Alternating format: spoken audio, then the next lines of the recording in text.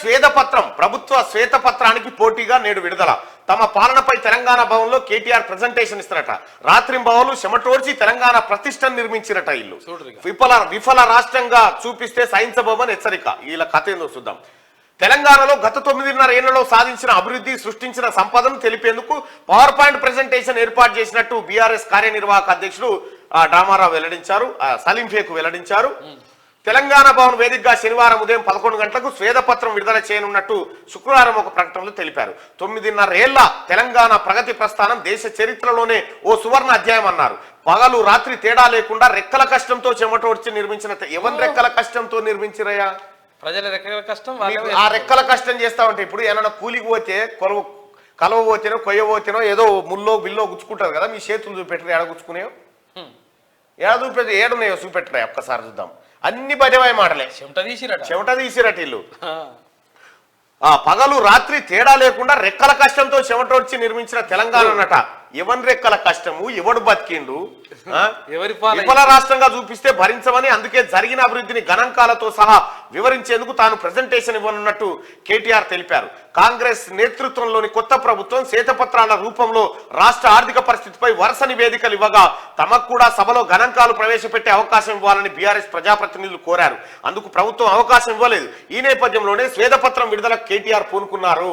Auto driver ఇక ఇలా కథ ఏంటంటే, ఇప్పుడు ప్రభుత్వం మొన్న ముఖ్యమంత్రి గారు రేవంత్ రెడ్డి గారు కానీ బట్టి విక్రమార్క గారు కానీ శ్వేతపత్రాన్ని అప్పుల సంగతి ఏంది, ఎట్లా నాశనం అయింది అనేది విడుదల చేసిరు కదా. విడుదల చేస్తే అదంతా తప్పుల తడక అంటారు. ఎవరు ఇచ్చిరు మరి వాళ్ళకు? ముఖ్యమంత్రి గారికి బట్టి గారికి ప్రజల ముందు పెట్టింది ఎవరు? కేసీఆర్ కింద పనిచేసిన అధికారులే. అదే వాళ్ళకి వీళ్ళ కింద పనిచేసిన వాళ్ళే నాశనం అయిందని రిపోర్ట్ ఇచ్చిరు. మళ్ళీ ఇప్పుడు దాన్ని తప్పని చెప్తారట. ఆటో డ్రైవర్ల సమస్యలపై అధ్యయనం చేస్తావరా చూసిరా? వీళ్ళ అధికారంలో ఉంటే ఆటో డ్రైవర్ లేకపోయి అసలు ఎవరిని పట్టించుకోకపోవు. వీళ్ళని భూమి మీదకి తీసుకొచ్చిరుగా జనం. అహంకారాన్ని, ఆకాశం అంతా ఎత్తుకెదిగిన అహంకారాన్ని తీసుకొచ్చి భూమి కాడేసి తొక్కిరు జనం. మళ్ళా దిగొచ్చి ఆటో అన్నా ఏమన్నా సమస్యలు ఉన్నాయా? అరే అధికారంలో ఉన్నప్పుడు పట్టించుకోకపోతివి, మనిషిని లేక చూడకపోతివి, వారికి తిన్నవా పన్నవా అని కూడా అడగకపోతివి.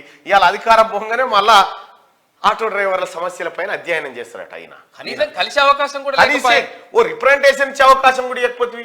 ఆటో డ్రైవర్ల సమస్యలపై విస్తృతంగా అధ్యయనం చేసేందుకు బీఆర్ఎస్ కార్మిక విభాగం ఆధ్వర్యంలో కమిటీ వేస్తున్నట్లు కేటీఆర్ తెలిపారు.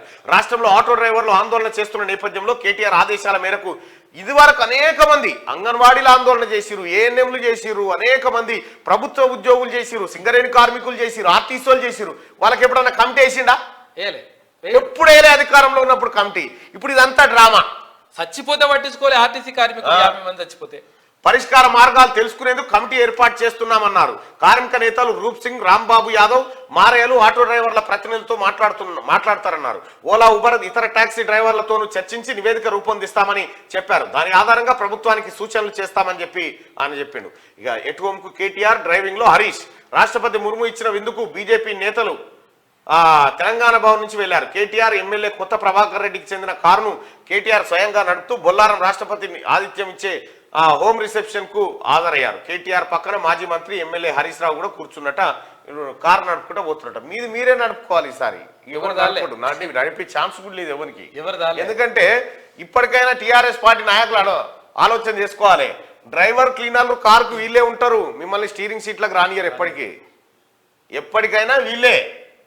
అందుకోసమే ఇక ఇప్పుడు కమిటీ ఎత్తా అంటున్నావు కదా ఆటో డ్రైవర్ల సమస్యల పైన. కాళేశ్వరం కూలింది కదా, ఒక కమిటీ వేద్దామా? దాని మీద మియాపూర్ ల్యాండ్ స్కామ్ మీద వేద్దామా ఒక కమిటీ? ఎక్కడెక్కడ వేద్దాం చెప్పు? అనేకమైన భూదందాలు చేసినావు కదా, వాటి మీద వేద్దామా? శేర్లింగంపల్లి మండలంలో నువ్వు చేసిన పెంటంత ఉంది కదా, ఆడేద్దామా కమిటీ? నిరుద్యోగ భృతి ఎందుకు ఇవ్వాలి కమిటీ వేద్దామా?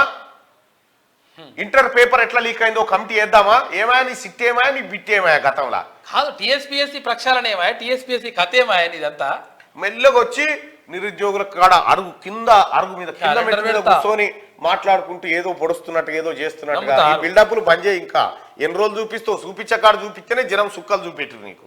నిరుద్యోగులు చేస్తే మిమ్మల్ని నిరుద్యోగులు చేసి నిరుద్యోగులు అదే జరిగింది. మేము అదే అనుకున్నాం, అదే అయింది.